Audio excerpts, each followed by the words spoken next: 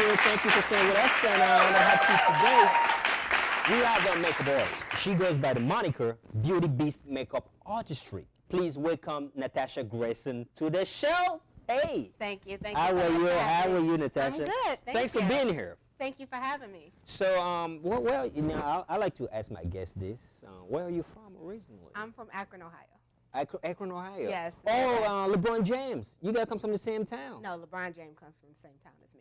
Oh. Okay. Okay, LeBron, you heard that, right? Love you like to play cousins. Hey, but how did you feel when you left the Cleveland Cavaliers?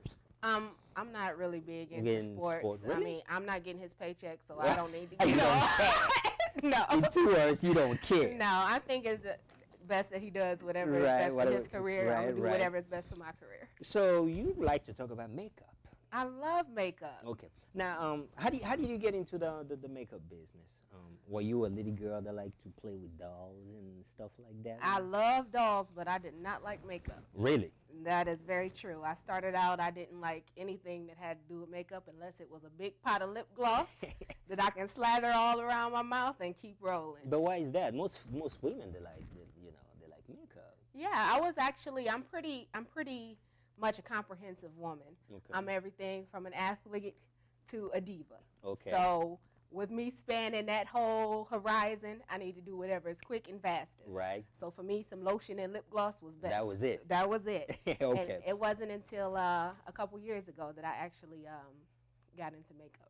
And what was the turning point? What was the click? Well, the turning point was quite a few years ago, maybe about 10 years ago or so. I went to a formal ball, and I was really excited to go. I just got my hair done. I got this bad silk crochet dress.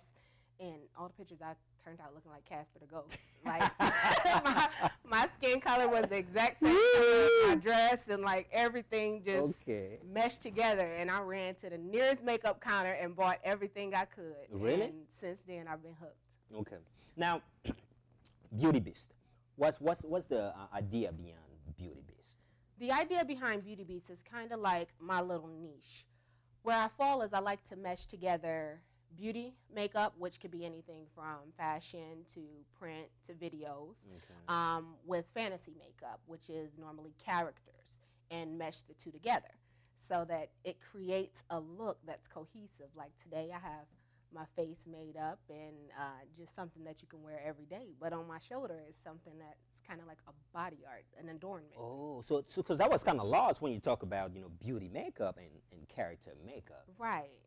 Like, what's the difference, really? So beauty makeup is makeup, you know, eyelashes and stuff like that? Yes, it's literally makeup that you wear just for the purpose of being beautiful. It's what you would put on a bride or what you would put on a model that they say has no makeup. Okay. Yeah, and fantasy could be anything from like temporary tattoo, like what I'm wearing today, to full-on character and prosthesis. Wow, really? Okay. So you do a mask and stuff like that also? Definitely. I do face and body art as well, and I work here at a local nightclub on most Saturday nights, body paint and go-go dancers and male models. Wow. So it's a lot of fun. Now, you've been contracted by a model agency, and you do also a lot of stuff. You do weddings? Yes. You do fashion shows? I do. Now, is that a lot of work when you have to do so many different people in so many different events, but still come out with like a good product? Yeah, it's definitely a lot of work. There has to be a vision to start with. And so I make sure that before I go into any event, I sketch out the idea so that everything is cohesive and we don't have one person over here looking like X-Man and the other person looking like Spider-Man.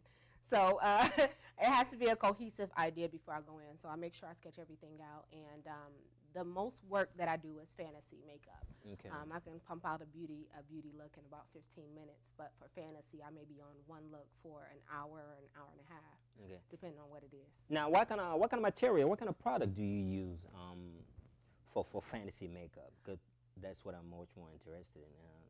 What kind of product do you use? Well, it depends on what type of event I'm doing. If I'm doing something that is needs to be done quick and it doesn't need to last long, I'll use like a cake, water-based cake, where I can just use water, activate the paint, and sponge it on.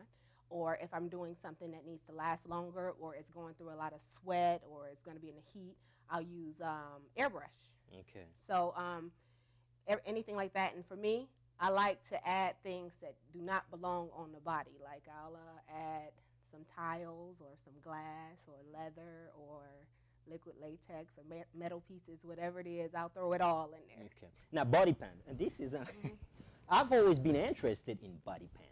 Okay. Now, what is it? Somebody actually has to get naked and you put paint on their body? A lot of times people are naked. Other times they're fully clothed. Really? It depends on what it calls for. I've done events where you have a mixture of both, just topless models, or you'll have a model that is in like a thong, or a model that's completely naked, or if I have like a fun event that's youthful, it'll just be a small area on the body that's fully clothed. Yeah, then, I don't know. Body paint. You ever had anybody who you had to do body paint on that was completely naked? Yes. I would guess that would be a female, right? Females and males. Okay. Females and males. You want to talk about that? Well, it's usually it's for photo. Okay. Okay, so usually an art director or a photographer has a vision that they want to execute, and the model is completely naked. So it's my job to make it look like their body is the canvas, and you're not paying attention to their body parts. Okay. Well, it's kind of hard to do. I mean, it is kind of hard to, but oh, is it for you? well, not for me. Okay, it's work. Okay. I mean, it's work. So I just use it as a canvas and put the paint on there and keep it going. It's up to me to make it look like it's not sticking out and it doesn't look like separate body parts. Do some of your clients, like, they look uncomfortable, or do you sometimes look uncomfortable when you do that? I never feel uncomfortable, but I have had the luxury of working with some really great models, and they're very cooperative, and I usually have a good time. I am not looking forward to the day when I have a client that is going against what I need to do. I know, because most people, they don't like, being naked in front of, somebody they don't know. So And I don't know, just speaking from experience, I was just wondering if people get uncomfortable when they do that. I'm sure people do get uncomfortable, but I'm doing a lot more than just being in their presence. Okay. I need you to be comfortable because I need to touch all parts of your body, and I need to make this art come out the way that it should. For the shoot, Right, so I'm going to need you to relax and be comfortable and understand that it's just a job. So what was your inspiration behind you doing makeup? And you have some artists that inspire you? I do. As far as, makeup and face and body paint? I do. Is that two separate? They're actually two totally separate worlds. Like there's a lot of makeup artists that don't go into face and body art at all, and there's face and body artists that definitely can't do beauty makeup. But on the beauty side, I really am in love with Matthew Anderson. Okay. Matthew Anderson is the makeup artist for RuPaul. He's a drag queen. Oh my God! Yes. He looks like a woman. He looks good. Well, I don't know about looking good, but he looks like a woman. Then that's the point. Okay, that's the point. okay. That's what you have to do. You have to do a seamless transformation. Wow. And Matthew Anderson is amazing. So much so that his only job right now is the RuPaul show. Yeah, because I watched the show. RuPaul's Drag Race. Yeah. Yes. And not only him, but even the people around him. Well, they do their own makeup. Okay. The contestants on the show, but the panel and RuPaul, Matthew Anderson is amazing. Is it a bunch of guys? Only Paul? there's one RuPaul. Yeah. Well, I know it's a guy, but the people around him, like all the other judges on the show. All the other judges except for one. Okay.